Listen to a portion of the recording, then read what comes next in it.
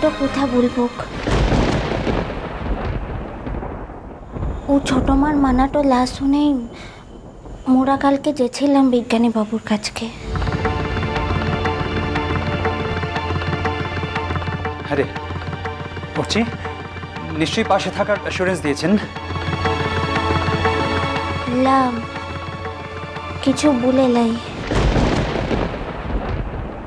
না না, ওই লোক তো মুখে কিছু বলার লোক না, ঠিক কিছু না কিছু একটা ব্যবস্থা করে জানাবে, দেখিস বাহা। না,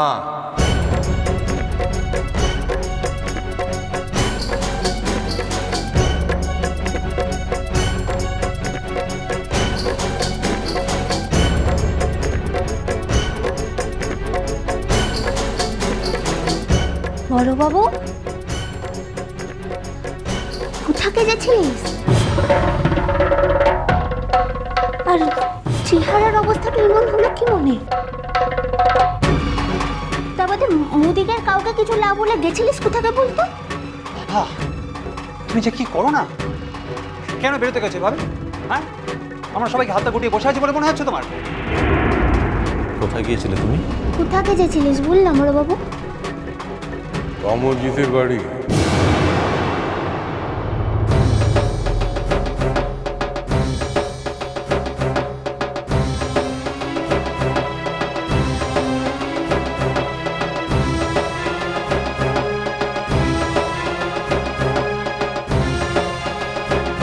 কি বললি সে?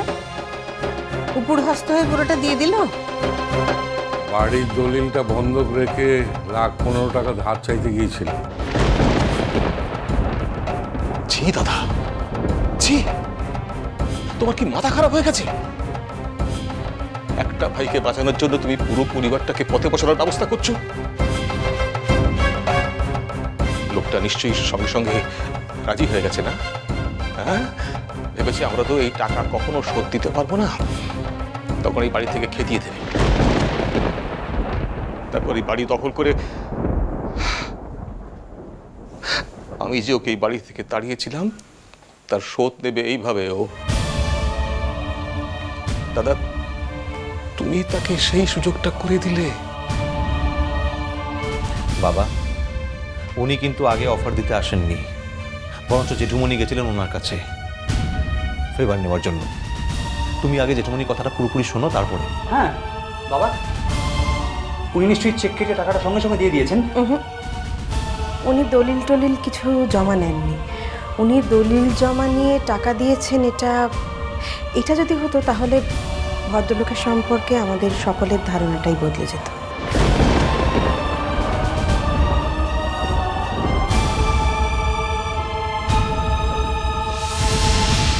না,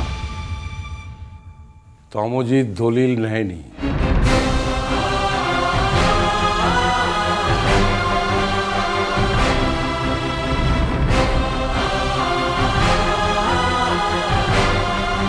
মোর ছিলা বলে কোথা লয় ইমন কাউন্ট করতেই পারবে ক্লা।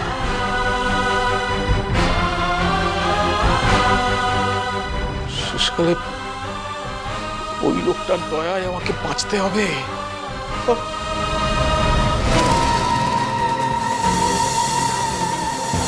দয়া তো সে তোমায় করেনি।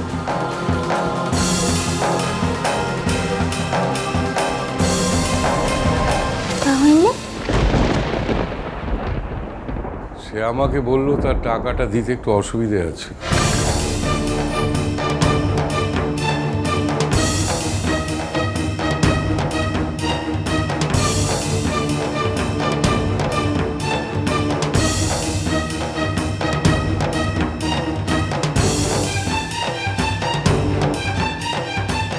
আরো বলল যে আমি কেন আমার ছোট ভাইকে প্রস্তাবটা দিলাম না, সে তো বিদেশে থাকে, তার অনেক টাকা পয়সা আছে। এইভাবে যে যে তার কাছে মান কমাবে দাদা। ছি ছি ছি ছি। হয়তো এত টাকা এই মুহূর্তে সত্যি ওনার কাছে নেই। থাকলেও এদিক থেকে কেউ টিপে দিতে পারে যাতে উনি না দেন। প্লিজ মেসি ভাই। তো লোকটাকে চিনলে তো? কেমন ভালো লোক, কেমন ভদ্রলোক সেটা চেনা গেল তো। এইভাবে ওই লোকটার কাছে গিয়ে তুমি মান খোয়ালে? সত্যি রানী, মানুষকে চেনা যে কি কঠিন, মাঝে মাঝে সব ভুলিয়ে যায়। অবশ্য টাকা থাকলেই বা সে দিতে যাবে কেন বলো তো? সে আমাদের কে? সত্যি তো কেউ নয়। না, তাহলে এত আদিক্ষেতার কি দরকার ছিল? দাদা দাদা দাদা দাদা, হ্যাঁ, আসলে হাড় বজ্জাত লোক একটা। এইভাবে এইভাবে আমার উপরে শোধ নিল, এইভাবে।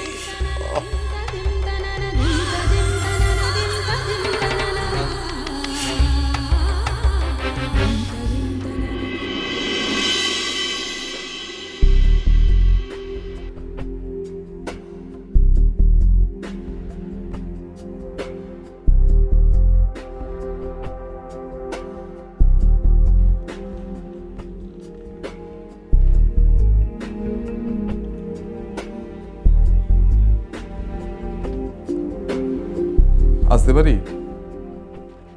আরে তুই এসে গেছিস? কোথায় ভাবলাম শাক টাক বাজিয়ে তোকে বরণ করব। তুই আমার বন্ধু, আরে পুরস্কার প্রাপ্ত বিজ্ঞানী বলে কথা। ও, তার মানে আমায় ছোট করবি, এটা আগে থেকে ঠিক করে ফেলেছিস? তাহলে বরং না না না, সরি স্যার। দেখ তমজিৎ, তোর জন্য যে আমার কত গর্ব তুই জানিস। আমি জানি। কেমন আছিস বল? আছি ব্যস্ততায়। জানিস তো তমজিৎ, বন্ধুহীন মানুষ যত ব্যস্ত হয় তত বেশি বন্ধুহীন হয়। তো তুই কেমন আছিস বল? আমি কেমন আছি শুনলে মারবি, তো তার আগেই বাবা আমি মার্জনা চেয়ে নিচ্ছি, কারণ বিষয়টা হঠাৎ করেই ঘটে গেছে। মানে বিয়ে করেছি। হোয়াট? তুই তুই বিয়ে হেঁটিয়ে সেরে তার প্রতি আমার কাছে এসেছিস? না না না না তমজিৎ, যা, তোর সাথে কোনো সম্পর্ক নেই। যা যা যা, কোনো সম্পর্ক রাখবো না। তুই যা, যা। কে মাথার দিবি দিয়েছে বাবা তোর সঙ্গে সম্পর্ক রাখতে? রাখিস না? আমি তো রাখবো।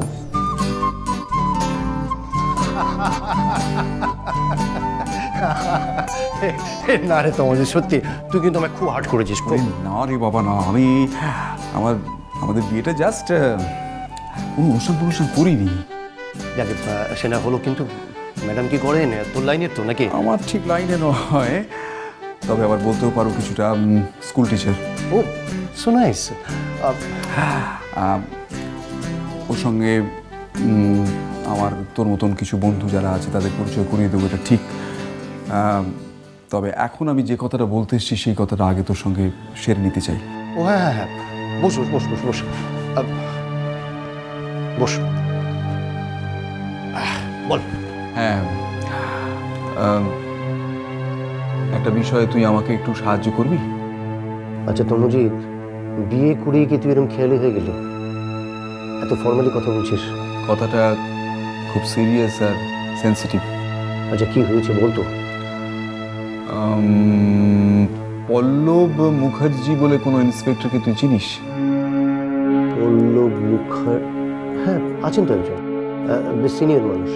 কেন রে, তোকে প্রমোশনের জন্য ধরেছেন নাকি? প্রমোশনের জন্য কাউকে ধরবার মানুষ উনি নন। আচ্ছা, তোর বিশেষ চেনা কি?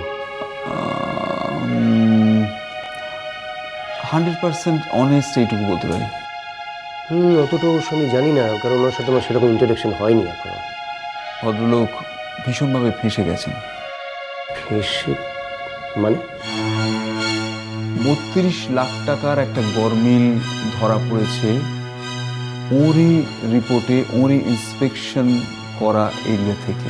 মানে 32 লাখ টাকার হিসেব উনি মেলাতে পাচ্ছেন না, সো ওই টাকাটা পুরোটা ওর পকেট থেকে যাবে।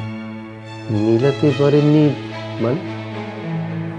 মানে তুই ধর না যে যা হয়, একটা বাল্ক অফ মানি একটা প্রজেক্টের জন্যে স্যাংশন করা হয়েছে, সেই টাকা থেকে 32 লাখ টাকার হিসেব পাওয়া যাচ্ছে না। এটা ওই ভদ্রলোকের সহকর্মীর কাজ, আউট অফ জেলাসি থেকে কাজটা করেছে, যা হয় আর কি। ভদ্রলোক নিপাট ভালো মানুষ, সবাইকে বিশ্বাস করেন, তো বিশ্বাস করে ওই রিপোর্ট না দেখে সই করে দিয়েছে।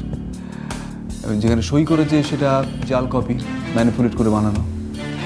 একটা ব্যাপার তুই ভেরিফাই করলে বুঝতে পারবি যে যে ভদ্রলোক ওই পুরো টাকাটার প্রাপ্তি স্বীকার করছেন, সেই ভদ্রলোকই আবার তার রিপোর্টে ওই 32 লাখ টাকার গরমিলের কথা শো করছে। এই ব্যাপারটা বিশ্বাস করা কীরকম কষ্টকর না? কি বলছিস তুই?